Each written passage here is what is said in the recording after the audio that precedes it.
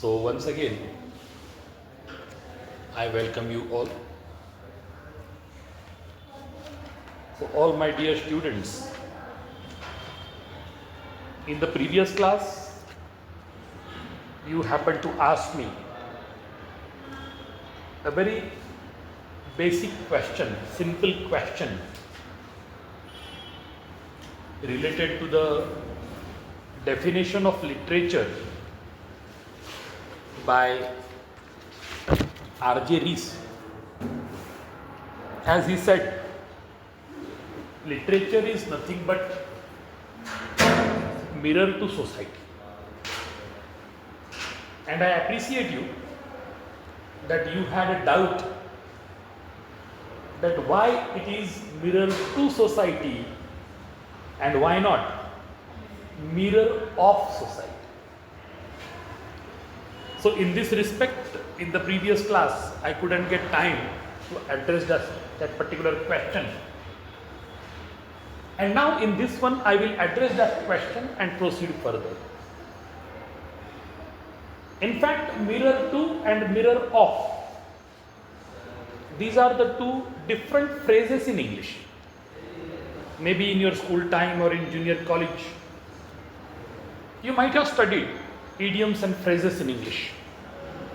So mirror to and mirror of, both are the different phrases as such, and both of them have their own identical meaning.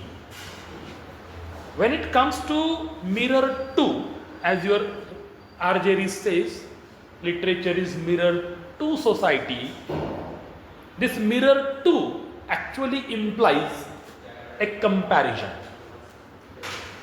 It actually implies a visual reflection.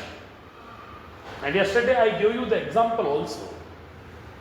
When we get ready to move from the home, at least once we go right in front of the mirror and see our own visual reflection. So probably R.J. Rees might have that particular implication or the meaning of the word, and that's why he used that particular phrase that literature is nothing but mirror to society. So mirror to implies a comparison or a kind of reflection of something in a mirror, okay, in a mirror, actual mirror, and that gives you the visual reflection.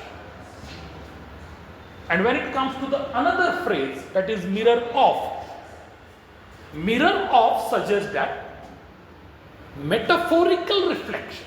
See here, real reflection and metaphorical reflection, both the meanings are totally different, right? Of course, it has a deeper but often symbolic resemblance. Okay? This, when you say mirror of, it seems to be deeper, but it is a symbolic resemblance. And these are the two definitions of these two different phrases in English.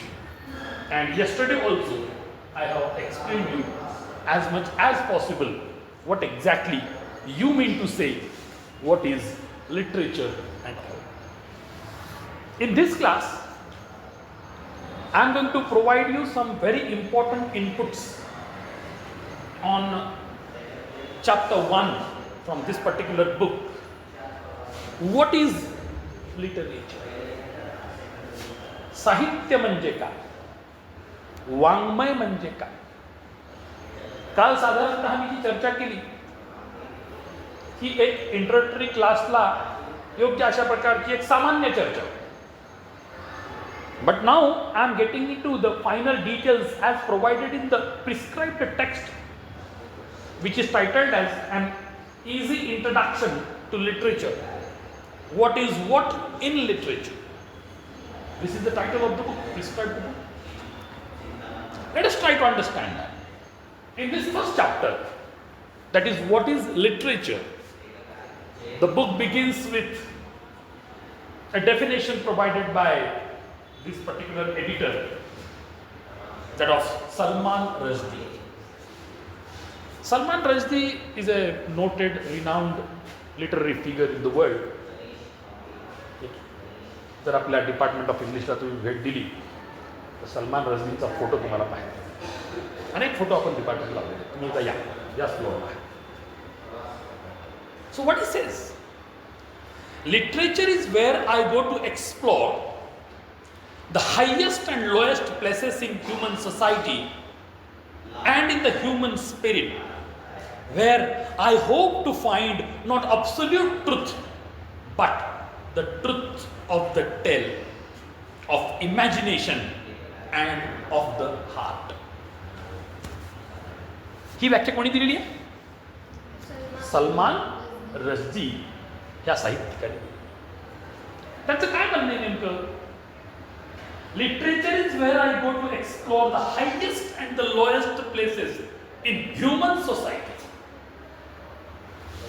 आपण मानवी समाजाचा अंश आहोत. आपणही मानव आहे. आपण समाजशील प्राणी आहोत. समाजाशिवाय आपण जगू शकत नाही. मला वाटतं तुम्ही समाजशास्त्रामध्ये अरिस्टॉटलने दिलेली व्याख्या ऐकली असेल, वाचली असेल. मानव हा समाजशील प्राणी आहे आणि तो समाजाशिवाय जगू शकत नाही. तो जर एकटा राहिला, एक तर तो देव असावा किंवा दानव असावा. मानव तर एकटा राहू शकत. मग या ठिकाणी लेखक काय म्हणतो, मी जेव्हा साहित्याकडे वळतो तर मला मानवी अस्तित्वामध्ये जे उच्चतम स्तरावरती आहे म्हणजे नीचतम स्तरावरती आहे, दोन्हीही मला पाहायला. म्हणजे याचा अर्थ असा की साहित्यामध्ये मानवी अस्तित्वाशी निगडीत प्रत्येक घटकाला स्थान दिलेलं आहे. बरोबर? मी तुम्हाला काल उदाहरण देताना पण सांगितलं की विविध प्रकारचे पात्र आपण रंगवतो, विविध प्रकारच्या कविता आपले साहित्यिक लिहितात, विविध प्रकारची नाटकं, कादंबऱ्या लेखक लिहितात, नाटककार लिहितात. त्यामध्ये विविध प्रकारच्या पात्रांची निर्मिती ते करतात. ही सगळी क्रिएटिव्हिटी कुणाची असते? त्या साहित्यिकाची असते. मग तो काव्यबद्ध करो किंवा तो गद्य रूपात लिखाण करो, कोणत्याही प्रकारचं लिखाण असो, शेवटी ते साहित्यिक आहे. आणि म्हणून या ठिकाणी सलमान रश्दी असं म्हणतात, literature is where I go to explore the highest and the lowest places in human society and in human spirit. Human spirit म्हणजे काय? मला सांगा, आपण जिवंत आहोत म्हणजे आपल्याला चेतना आहे. बरोबर? मानवाला निसर्गाने दिलेला जीव नावाचा किंवा आत्मा नावाचा एक घटक आहे, दिसत नाही की. डॉक्टर्स म्हणतात आय एम सॉरी, ही और शी इज नो मोर. नो मोर म्हणजे काय? की हे जे आतापर्यंत चालतं बोलतं जिवंत वाटणारं शरीर आता काय झालंय? स्थिर झालंय. त्यातली चेतना संपली, त्याचा आत्मा शरीरातून मुक्त झालाय. कुठे गेलाय, कसा होता, कुणी सांगू शकता. ज्या ठिकाणी विज्ञानाच्या मर्यादा संपतात तिथं खरी एकंदरीत ईश्वराची, जर ईश्वर कल्पना तुम्ही मान्य केली तर त्याचं एकंदरीत विश्व सुरू होतं असं आपण मानतो. आता विज्ञानवादी आहोत म्हणून आपण आधी विज्ञानावर प्राधान्य, तो दृष्टिकोन आपण समजतो.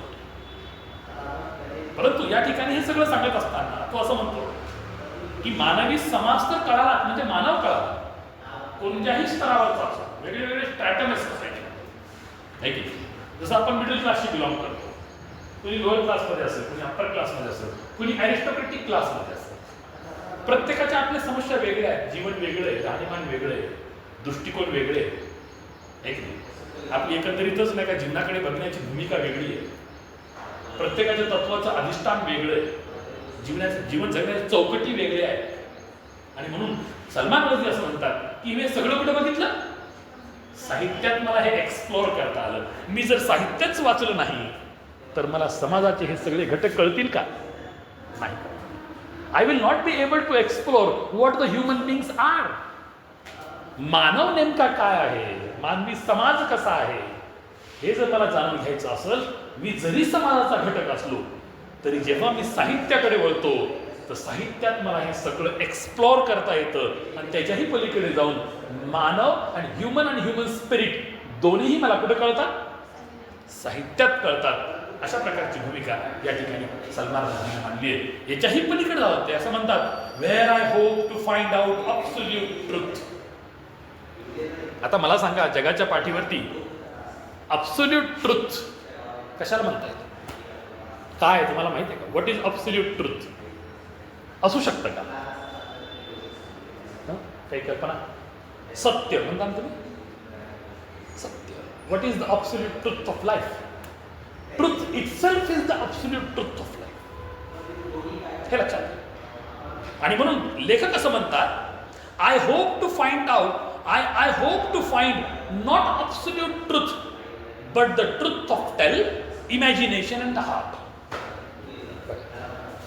साहित्यामध्ये मला अंतिम सत्य सापडेल याचा मी शोध घेत नाही, परंतु सत्याबद्दलची कथा, सत्याबद्दलच्या परिकल्पना आणि कल्पना आणि मानवाच्या हृदयात साठलेल्या ज्या काही दृष्टिकोन आहेत हे मला कुठं शोधता येतात? अशा प्रकारची व्याख्या कोणी करायचा प्रयत्न केला? सलमान रश्दी यांनी करण्याचा प्रयत्न केला. लक्षात घ्या, आपण फक्त लिटरेचर म्हणजे काय याच्यावरच बोलतो. कालपासून आपण याच्यावरच बोलतो. एकदा तुमच्या ह्या सगळ्या संकल्पना स्पष्ट झाल्या ना की यापासून इथून पुढे 3 वर्ष तुम्ही जे लिटरेचर शिकाल, खऱ्या अर्थानं तुम्ही साहित्याचा आनंद आहे. What is literature? चला पुढे सर थोडंसं. Literature consist of a particular use of language. It exploits all the means of language. Language charged with figures and ornaments form a beautiful literature.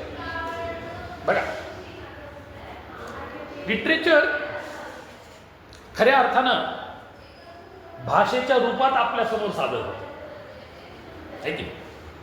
मग ते बोली स्वरूपातलं साहित्य असो की लिखित स्वरूपातलं साहित्य असो, शेवटी साहित्याला किंवा वाङ्मयाला एकमेकापर्यंत पोहोचवण्यासाठी माध्यम कोण आहे? भाषा. जगाच्या पाठीवरती अनेक भाषा, असं म्हणतात 5000 भाषा, जवळपास 2000 किंवा 2200 भाषा लेखी आणि बोली स्वरूपात आहेत. भारतातच गणेश देवी सरांनी एक सर्वे केला होता, the survey of Indian languages, हा प्रसिद्ध सर्वे भारतातला. त्यांनी जवळपास 1651 भाषांची नोंद त्यांच्या रेकॉर्डवर केली. किती? भारतात 1651. नंतर पुन्हा आणखीन एक काहीतरी सापडली वाटतं बोलीभाषा, आता 52 झाल्या. एवढ्या बोली भाषांची नोंद कशामध्ये आहे? त्यांच्या त्या सर्वेमध्ये आणि रेकॉर्ड्समध्ये आहे. मग मला सांगा, हा भारत देश ज्या परिशिष्टामध्ये 22 भाषांचा उल्लेख आहे, ओके, काही भाषांचा उल्लेख आहे, आपण तेवढ्याच भाषा असं म्हणू शकतो का? ठीक आहे, वेगळ्या वेगळ्या बोली भाषा अनेक लिस्टेड आहेत, काही अनलिस्टेड आहेत, पण जगाच्या पाठीवर आहे.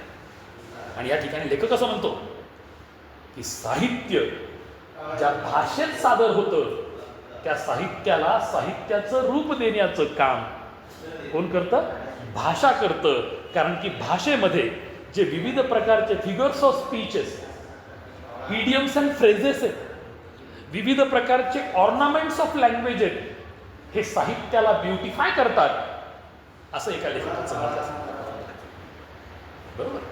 म्हणजे कोणतंही साहित्य असो, साहित्याला माध्यम लागतं आणि सगळ्यात मोठं आणि एकमेव माध्यम म्हणजे कोणती तरी भाषा, मग ती बोली स्वरूपातली असो किंवा लेखी स्वरूपातली. मी तुम्हाला पूर्वीच सांगितलं की सर्वप्रथम जेव्हा साहित्य लिहिलं गेलं तर असं म्हणतात की ते काव्य रूपात लिहिलं गेलं, ठीक आहे, बरोबर?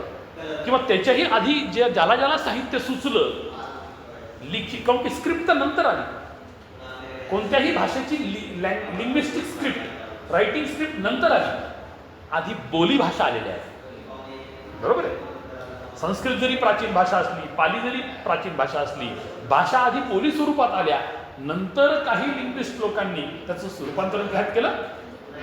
सिम्बॉलिकल रायटिंगमध्ये केलं. तर सिम्बॉलिकल रायटिंगलाच आपण नंतर स्क्रिप्ट. जगाच्या पाठीवर कुठे जरी गेलं तर ह्या लेटरला सगळेजण काय म्हणतील? यू म्हणतील. कारण की ह्याची आयडेंटिटी, ह्या सिम्बलची आयडेंटिटी स्क्रिप्टमध्ये काय केलेली आहे, यू अशी केलेली आहे. तशा पद्धतीनं भाषेचा विकास झाला. बोली भाषेचं स्वरूप नंतर पुढच्या काळामध्ये लेखी भाषेत आलं आणि म्हणून लेखक म्हणतो की कोणत्याही भाषेला जेव्हा एखाद्या साहित्याला भाषेचं माध्यम लागतं तर ती भाषा त्या साहित्याला मूर्त रूपात आणते, सौंदर्यवान बनवते. कारण की त्याच्यामध्ये त्या लँग्वेजचे ऑर्नामेंट्स असतात, फिगर्स ऑफ स्पीच असते, चांगले चांगले शब्द असतात जे त्या साहित्याला ब्युटिफाय. पहा किती म्हणजे प्रगल्भ विचार या ठिकाणी वेगळे वेगळे लेखक, वेगळे वेगळे कवी आपल्यासमोर.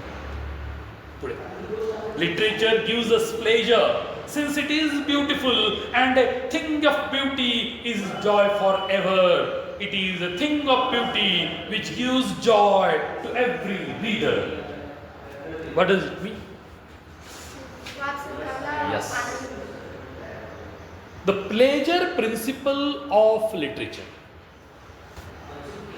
साहित्य किंवा वाङ्मय ज्या वेळेला एखादा वाचक वाचत असतो, वाचन करत असतो, मग मला समजा कविता आवडतात तर मी कविता वाचेन, कादंबरी आवडते तर कादंबऱ्या वाचेन, नाटकं आवडतात तर नाटकं पाहीन किंवा वाचेन, बरोबर.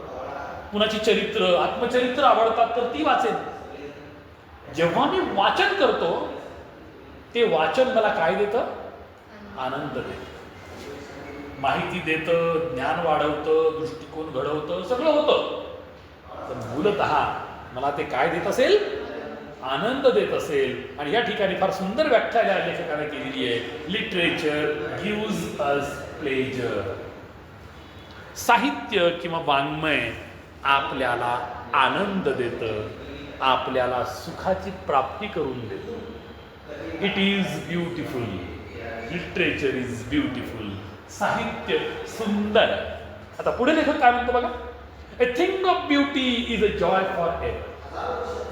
आणि जे सौंदर्यवान आहे, जे सुंदर आहे की नाही, ते कायमचं आपल्याला आनंद देतं. आता आपण ज्या महाविद्यालयात बसलात या ठिकाणी की नाही, भारत लिबरल एज्युकेशन सोसायटीचं श्री हरगी स्वामी महाविद्यालय मुख्य, आपल्या संस्थेचं कॉलेजचं ब्रीदवाक्य काय माहिती आहे?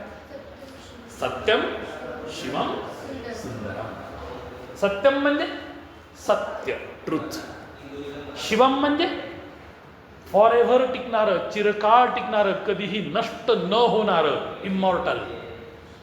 आणि सुंदरम म्हणजे ब्युटिफुल. आणि तेच नेमकं याही ठिकाणी फक्त वेगळ्या भाषेत मांडलंय. आपल्यासाठी ते एक संस्कृत सुभाषित आहे, आपल्या संस्थेचं ब्रीदवाक्य आहे. सत्यम शिवम सुंदरम. त्यांनी इंग्लिशमध्ये कसं सांगितलं बघा, a thing of beauty is joy for ever. कारण की प्लेजर प्रिन्सिपल हा मोटिव्ह समोर आहे. आणि म्हणून या ठिकाणी जेव्हा तुम्ही साहित्याचं वाचन करता त्यावेळेला एक वेगळा आनंद प्राप्त होतो. ही भूमिका साहित्याची या ठिकाणी आपल्याला पाहायला मिळते. Let us move forward. I am referring to the text only, right? Literature remains for all the time as literature and becomes everlasting. It is permanent fountain of joy and knowledge. साहित्य असतं, कितीही काळ ओलांडला तरी ते तसंच राहतं. आणि विशेष म्हणजे ज्या वेळेला तुम्ही साहित्याचं मनन, पठन, वाचन करता, it is like A permanent fountain of Joy.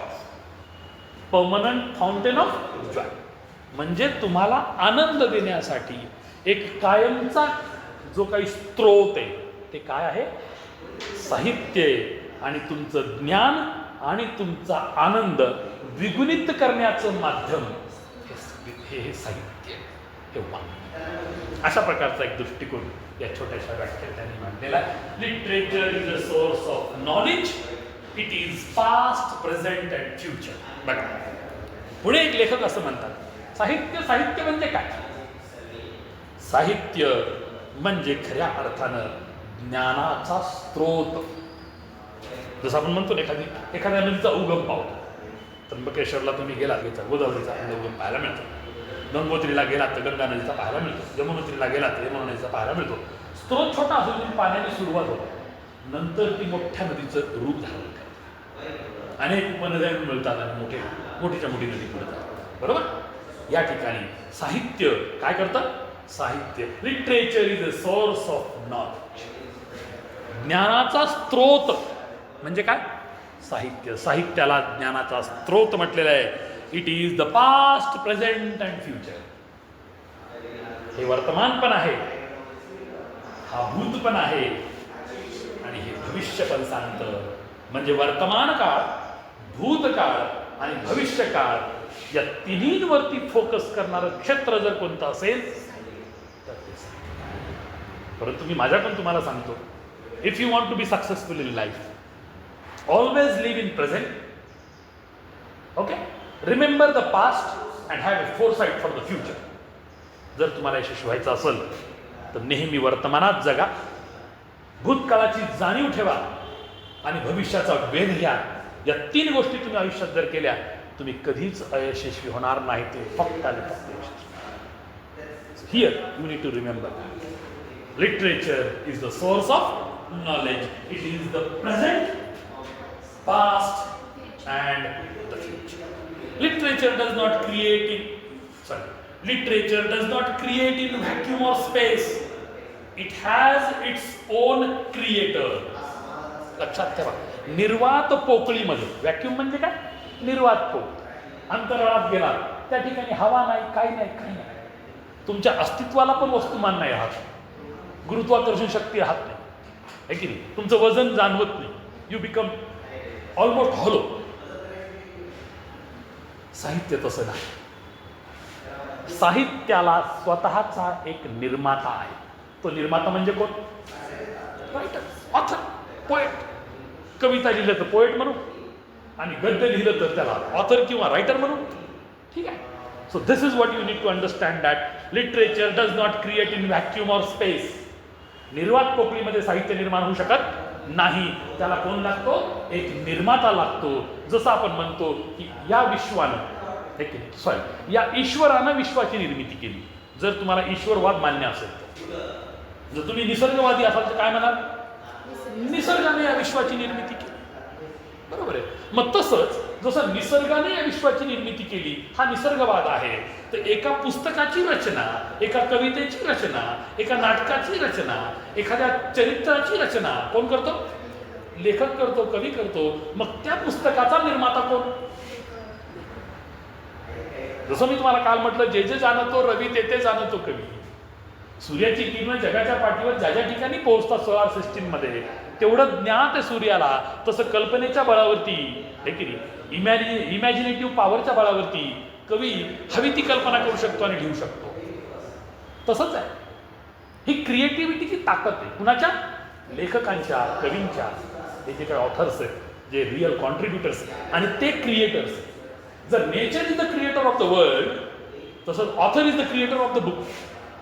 ही संकल्पना तुम्हाला या ठिकाणी मान्य करावी लागते. आणि पुढे असं या ठिकाणी सांगितलेलं आहे, literature directs and reflects human life and society. History and culture has a major role in literature. लक्षात? Literature directs and reflects human life and society.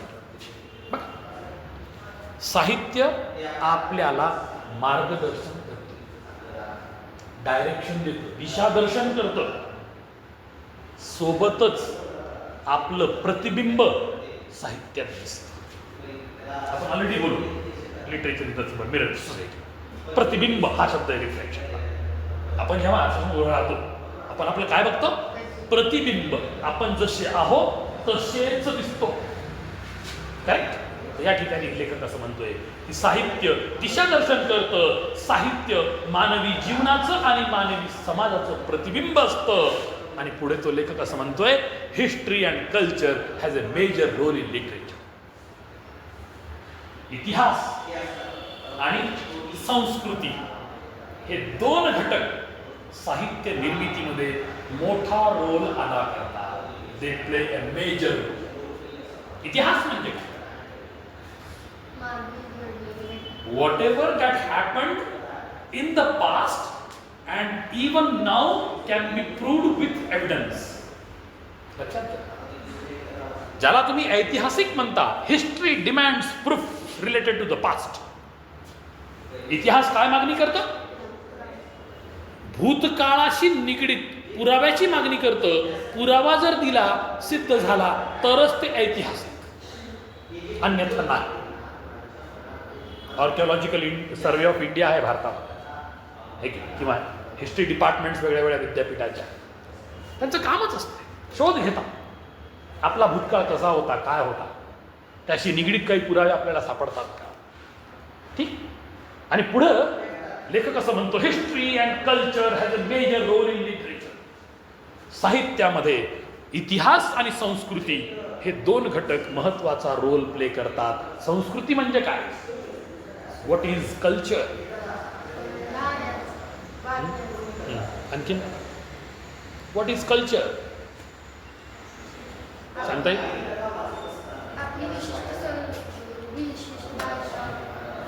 हां बोला बोला, ऐकायला.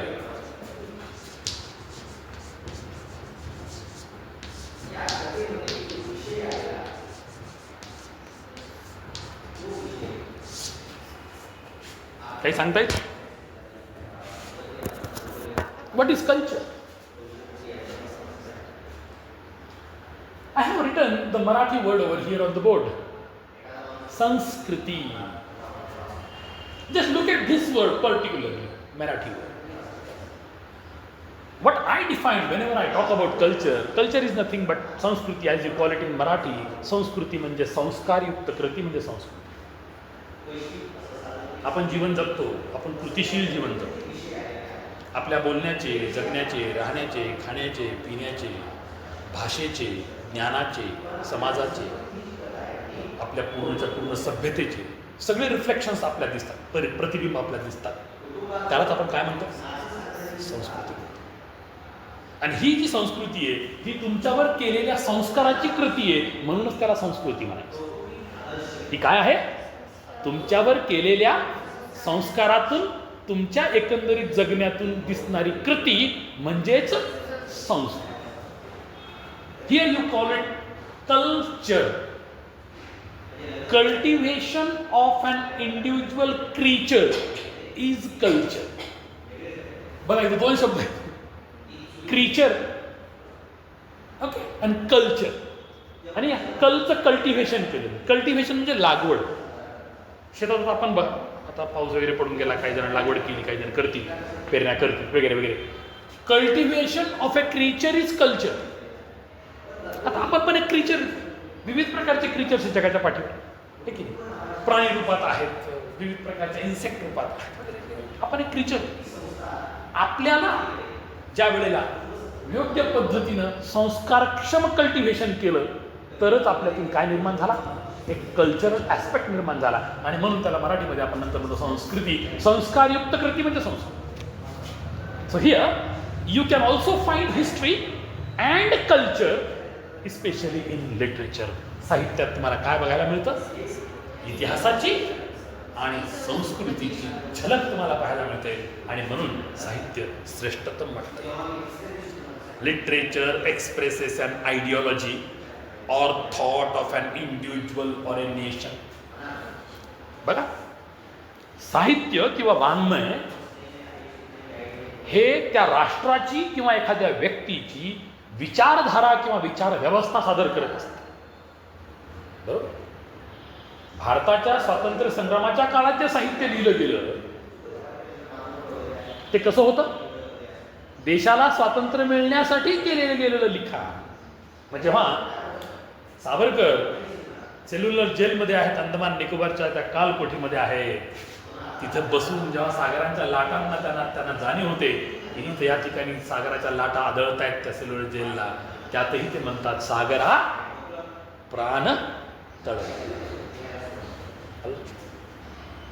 किंवा ज्या वेळेला लोकमान्य टिळक आपल्या साहित्याच्या माध्यमातून, पॅम्पलेट्सच्या माध्यमातून किंवा त्यांनी जे सुरू केलेले जे दैनिक होते त्याच्या माध्यमातून ज्या वेळेला ते त्या ब्रिटिशांवरती प्रखर टीका करायचे, तेही साहित्य होतं. आणि त्यातून त्यांच्या देशाप्रती असणारी विचारधारा आणि निष्ठा दोन्हीही व्यक्त होत. बरोबर. आणि म्हणून या ठिकाणी म्हटलंय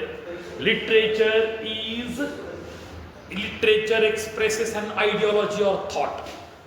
बरोबर. आपण काल रामायण आणि महाभारत दोन्ही चर्चा केली.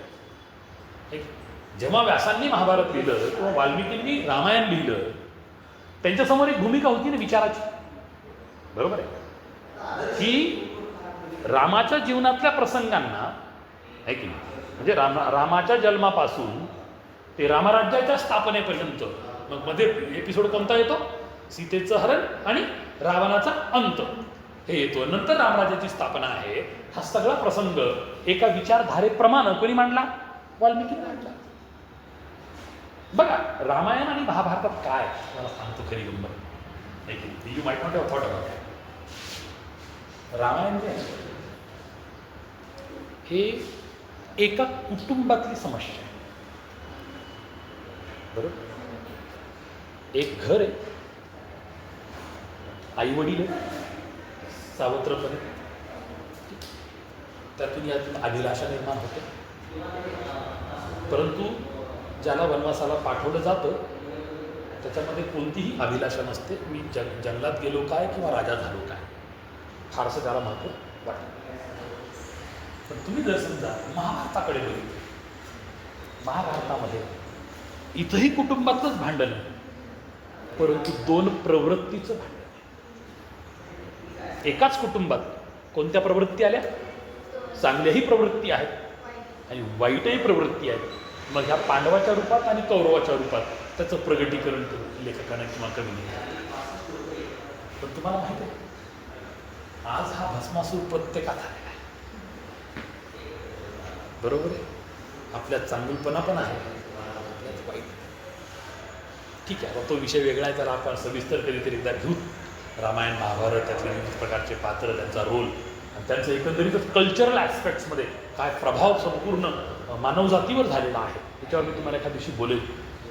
But here the author is trying to tell you that literature expresses an ideology. मला काय सांगायचं आहे की वाल्मिकींनी रामायण लिहिलं, त्यांचा एक आयडिओलॉजिकल स्टान्स होता, तो त्यांनी रामायणाच्या माध्यमातून मांडला. व्यासांनी महाभारत लिहिलं, त्यांचा एक आयडिओलॉजिकल पॉलिटिकल स्टान्स होता, तो त्यांनी आपल्या साहित्याच्या माध्यमातून मांडला आणि ते जगाच्या पाठीवरचे दोन प्राचीन महाकाव्य म्हणून आज नोंदवले गेले. So here you need to understand one thing, that literature is an identity of an individual, a group or a society or a community or a nation. साहित्य खरं तर ही आपली ओळख असते. जेव्हा आपण म्हणतो मराठी साहित्य, मराठी साहित्य म्हणजे कुणाची ओळख, एका मराठी माणसाची ओळख. तो कोणी असू शकतो. पु ल देशपांडेंचं जेव्हा तुम्ही व्यक्ती आणि वल्ली वाचता किंवा वि स खांडेकरांची तुम्ही एखादी कादंबरी वाचता किंवा विश्वासराव पाटलांची एखादी कादंबरी वाचता, लक्षात ठेवा ती मराठीत जेव्हा लिहिलेली आहे आणि तिचं मराठी माणसावर लिहिलेली असेल तर नक्कीच त्या ठिकाणी प्रगटीकरण कोणाचं व्हायला आहे, मराठी माणसाचं. एखादा हिंदी भाषिक लेखक आहे, कवी आहे आणि तो त्याच्या प्रांतावरती, परिसरावरती, त्यांच्या लोकावरती लिहितो, ते कशाचं प्रगटीकरण आहे, हिंदी व्यक्तीचं प्रगटीकरण आहे. म्हणजे या ठिकाणी साहित्य ही तुमची ओळख असते. ती व्यक्तिगत ओळख असू शकते, एका ग्रुपची ओळख असू शकते, एका समाजाची ओळख असू शकते, एखाद्या समुदायाची ओळख असू शकते किंवा ती एखाद्या देशाची ओळख असू शकते. जेव्हा समजा इंडियन रायटिंग इन इंग्लिश, भारतीय लेखक आहेत परंतु इंग्रजीत लिहितात, कुणाबद्दल लिहितात, भारतीयांबद्दल लिहितात, म्हणजे ते लिटरेचर आपली आंतरराष्ट्रीय ओळख निर्माण करतं. This literature belongs to the Indian people, it talks about the Indian people, their life, civilization, culture, so on and so on. याला म्हणतात साहित्य तुमची ओळख असते. आणि म्हणून साहित्यिकही जगले पाहिजे, वाचकही असले पाहिजे, बरोबर आहे. जर वाचक असतील तर साहित्यिक असतील, कारण ती जर वाचकच नसेल तर लिखाण करायचं कोणासाठी. नाही तर मीच माझ्या कविता लिहायच्या, मीच माझ्या वाचायच्या आणि मीच माझ्या दळून त्या डायरीमध्ये ठेवून द्यायच्या. वाचकच नाही, स्फुरण मिळेल का कवीला काहीतरी क्रिएटिव्ह व्हायला? नक्कीच आहे. So this part you need to understand over here. Then every literary creation has particular reasons behind its creation. मी तुम्हाला पूर्वीच सांगितलं, कोणतीही साहित्यिक निर्मिती असो, त्या साहित्यिक निर्मितीच्या मागं एक कारण असतं. काय असतं? एक कारण असतं. छावा नावाची कादंबरी तुम्ही ऐकली असेल, ज्यावर सिनेमा बनला. मला सांगा, छावा असेल किंवा कर्णाच्या जीवनावरती लिहिलेली ती कादंबरी असेल, त्यांना न्याय देण्यासाठी लेखकानं ते लिहिलेलं आहे. जे आपल्या इतिहासात किंवा भूतकाळात काही दडलेल्या गोष्टी ज्या सर्वसामान्यांपर्यंत नव्हत्या, त्याचं प्रगटीकरण करण्याचा प्रयत्न कोणी केला? लेखक. म्हणजे लेखक जेव्हा लिखाण करतो त्याच्या मागे काही ना काहीतरी त्याची भूमिका असते आणि त्या भूमिकेतून ती साहित्यिक निर्मिती तो लेखक किंवा कवी करत असतो. आणि म्हणून every literary creation has a particular reason behind it's creation. Basically literature is meant for entertainment. बघा पुन्हा आपण त्या पहिल्या मुद्द्याकडे चाललो ना. Basically literature is meant for entertainment, pleasure and imparts knowledge. But this order and preference has been changing over the years. साहित्य खऱ्या अर्थानं करमणुकीचं एक माध्यम आहे. तुम्ही नॉवेल्स का वाचता? तुम्ही नाटकं किंवा सिनेमा का बघता? तुम्ही गाणी का ऐकता? गाणं म्हणजे कविता ऐकता का ऐकता? You want an entertainment. तुम्हाला असं वाटतं की माझ्या जीवनातले जे hustles and bustles of life, माझ्या जीवनातल्या ज्या अनन्य अडचणी आहेत, समस्या आहेत, त्यापासून थोडासा विरंगुळा माझा झाला पाहिजे, माझा थोडा टाइमपास झाला पाहिजे. म्हणून आपल्याकडे बघा टी व्हीवरती लागतात तेवढे सिरियल्स असतात. दररोज काही जणांच्या घरामध्ये तारक मेहता का उलटा चष्मा नक्की लागतो. जेवायला बसलं की सगळ्यांच्या त्या ठिकाणी नका ज्या त्याला आपण हसोड्या म्हणू, म्हणजे सगळेजण अर्थाचा हसतात. You forget the troubles of your life. You forget the sufferings of your life. You forget the problems of your life when you laugh. असं म्हणतात की हसलं तर जीवन वाढतं म्हणतात. माहीत नाही काय रियालिटी आहे. हसलं की शरीर मात्र प्रसन्न होतं, याच्याबद्दल काही दुमत नाही. राईट. आणि म्हणून अनेकांच्या घरामध्ये ते चालतं. काही जणांच्या घरात गाणी बघतात, काही जणांच्या घरात सिनेमा बघतात, काही जणांच्या घरात हॉरर मूव्ही बघतात. म्हणजे मला काय सांगायचं, उदाहरण सांगायला पाहिजे. But it happens because we want that one as a part of our entertainment. फक्त आपण जीवन जातो, आणखीन जीवनात थोडीशी करमणूक विरंगुळा हवा म्हणून आपण शिकतो. आता काय झालं, टी व्ही आलेत, मोबाईल्स आले, सगळेजण याला हँगअप केलेत, पुस्तकाचं वाचन कमी झालं. मी तर म्हणतो की येणाऱ्या काळामध्ये ही वाचन संस्कृतीच राहते की नाही ती माहिती. विद्यार्थी आहात म्हणून तरी वाचता तुम्ही.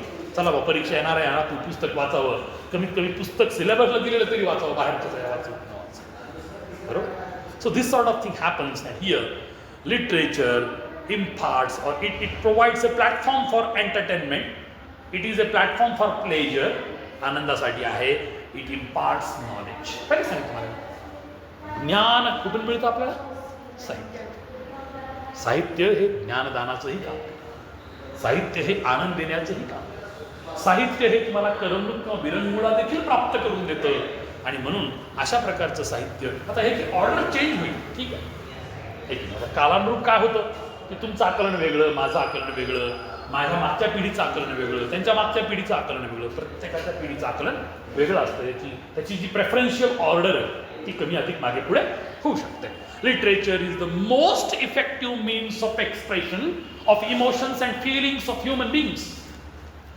मानवाच्या ज्या भावना आहेत, मग त्या व्यक्तिगत भावना असो, निरीक्षणातून निर्माण झालेल्या भावना असो, पर्सनल असो किंवा इम्पर्सनल असो, सगळ्या प्रकारच्या भावनांना प्रगटीकरणाचं माध्यम काय बनतं?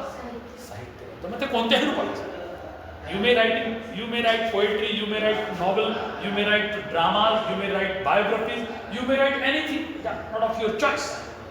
But you write, when you write you express your own feelings and emotions. तुम्ही तुमच्या भावनांना काय करता? शब्दबद्ध करता. आणि ते शब्दबद्ध केलं, ते कागदावरती उतरलं की आजच्या काळात ते काय बनतं? साहित्य बनतं. कधी कधी काय होतं, काही शीघ्र कवी असतात, ते काही पटते त्याला सुचलेली कविता लिहून ठेवत नाही, पण कविता बोलून जातं, बरोबर? त्यांना सुचतं इमिडिएटली. मग हे शीघ्र कवी आहेत, मग ते साहित्य नाही का?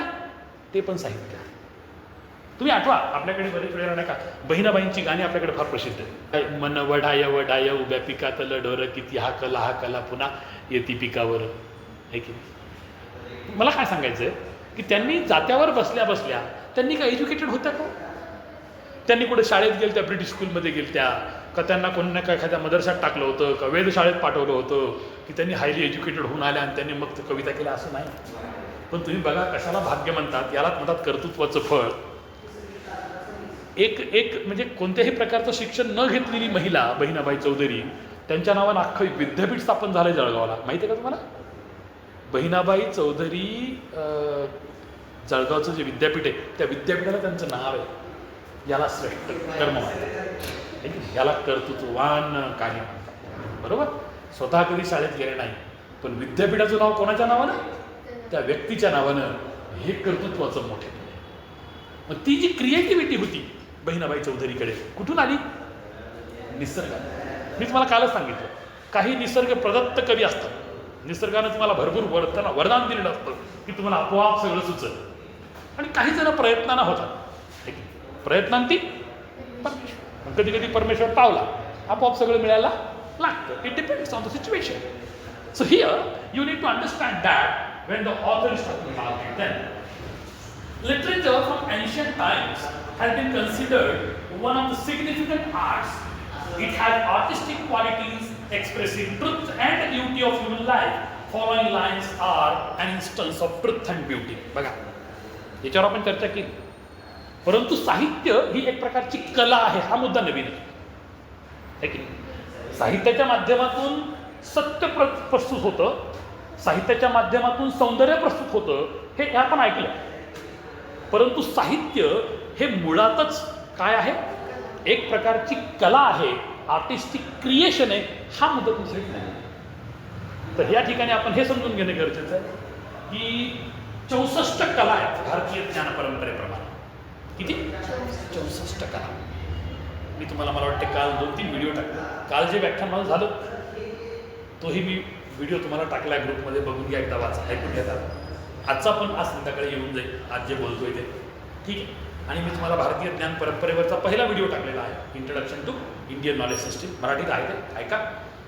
आणि अशा पद्धतीने मी तुम्हाला I will keep providing you some digital content in order to prepare for your own subject. जे आता समजा तुम्ही आला पण जे आले नाही काही कारण असतं, त्यांच्यापर्यंत देखील हे जे काही ज्ञान सादरीकरण मी करतोय वर्गात ते कोणापर्यंत गेलं पाहिजे? त्यांच्यापर्यंत पण गेलं पाहिजे. किंवा त्यांचा काही संबंध नाही, दूर आहेत, बाहेरचे दुसऱ्या कॉलेजचे, त्यांच्यापर्यंत पण गेलं पाहिजे. या दृष्टिकोनावर आपण ते कंटेंट डेव्हलपमेंट करत असतो. तुम्ही आवर्जून ते ऐका. So here one more definition I would have to discuss. Every literature is a kind of revelation. बघा, खरंच आहे. मला सांगा, एक पुस्तक आहे, एकदा वाचलं कळालं, पुन्हा वाचलं कळालं, त्यापेक्षा आणखीन जास्त कळत आहे. तिसऱ्यांदा वाचलं आणखीन जास्त कळत आहे. That is रिव्हिलेशन. तुम्ही काय रिव्हील करताय? जगाच्या पाठीवरती अनेक निसर्गाची गुपित दडलेली आहेत, पण एकदम कळतात कसं? हळूहळू आपल्याला ते उलगडत जातं जीवनामध्ये. जसजसं आपण मोठं होतो, दृष्टिकोन वाढतो, आपल्याला आपली आकलन वाढतं, आपला अनुभव येतो, तसतसं आपल्याला जीवनाची सगळी गुप्त. So here the author says every literature is a kind of revelation. As a painter whose work on canvas makes the imprint on our mind, a poet or an author has also forms the same effect on the mind of a reader. बघा, एक चित्रकार आहे की, आणि चित्रकारानं चित्र काढलं. समजा चित्रकार आहे, चित्रकारानं काय केलं? चित्र काढलं, झालं. चित्रकारानं चित्र काढलं, आपण बघितलं. हे चित्र आपल्या मनावरती, आपल्या डोक्यामध्ये, मस्तिष्कामध्ये प्रतिबिंबित झालं. आणि खरंच चांगलं होतं तर आवडलं की प्रतिबिंबित झालं, फार काळ आपल्या स्मरणात राहतं. लेखक असं म्हणतो, तेच साहित्य पण तेच काम करतं. ज्या वेळेला एखादा कवी कविता रचतो, ज्या वेळेला एखादा लेखक लिखाण करतो गद्यातलं, आणि जेव्हा तो वाचक वाचतो, वाचकाच्या मस्तिष्कावर, वाचकाच्या मनावरती प्रतिबिंबित काय होतं? ते साहित्य होतं. लेखक महत्वाचा नसतो, लिखाण महत्वाचं असतं, है की नाही? परंतु जर समजा आत्मचरित्र असेल, आत्मचरित्र मग दोन्ही महत्वाचे. काऊन की आत्मचरित्र म्हणजे एका व्यक्तीनं स्वतःच्या जीवनात घडलेल्या सगळ्या घटनाक्रमांना शब्दबद्ध केलेला आहे, म्हणून त्या ठिकाणी व्यक्तीही तेवढाच महत्वाचा आहे जेवढं त्याचं लिखाण महत्वाचं आहे. Got it? So here we need to understand that particular point. And then literature. आता शेवटची व्याख्या या ठिकाणी दिलेली, 15वी व्याख्या वाचतोय मी. किती? 15th one. आज जे लिस्ट तुम्हाला काल सांगितलेली जनरल इंट्रोडक्शनमध्ये, पण याच्यानंतर वेगळ्या वेगळ्या 15 व्याख्या. आतापर्यंत 15वी व्याख्या काय म्हणते बघा. Literature is marked by special kind of taste. its universal interest and personal style. A literature can be of universal interest like Homer's Iliad. ही एक लिखाण, कोणत्याही प्रकारचं साहित्याचं लिखाण हे एक वैश्विक अपील असतं, युनिव्हर्सल अपील असतं. एका व्यक्तीबद्दल लिहिलं, एका समाजाबद्दल लिहिलं, एका समुदायाबद्दल लिहिलं, एका भाषेच्या लोकांबद्दल लिहिलं, म्हणजे तेवढ्यापुरतं मर्यादित राहत नाही. त्याचं जे रीच आहे, त्याची जी पोहोचण्याची क्षमता आहे ती कशी आहे? वैश्विक, इनफायनाईट, त्याला काही मर्यादा राहत नाही. जसं आपण सागर बघितला, कसं वाटतं आपल्याला? अथांग, पाणीच पाणी, अथांग पाणी. समजा गडीधरा, त्या ठिकाणी कविता आहे ती कॉलरिजची, एन्शियंट मॅरिनर नावाची कविता. सागरात जातो तो, त्याच्या नावेवरचे सगळे लोक मरण पावतात, प्यायलाही पाणी नाही. काय म्हणतो तो? Alone alone all alone alone in the wide wide sea. बघा मी कसा आहे? मी पूर्ण एकटा एकाकी आहे. कुठे आहे मी? ह्या अथांग सागरात आहे. Water water everywhere but not a single drop to drink. पाणीच पाणी, अथांग पाणी, परंतु पिण्यासाठी मला एक थेंब नाही. हे ईश्वरा, कशा प्रकारची दशा माझी करून टाकली. तो ईश्वराला प्रार्थना करतो की मला यातून का. So this is how is literature. So today I think on right time I completed all these 15 definitions of literature as provided in this particular textbook, and in my next class I will talk about the exact definition of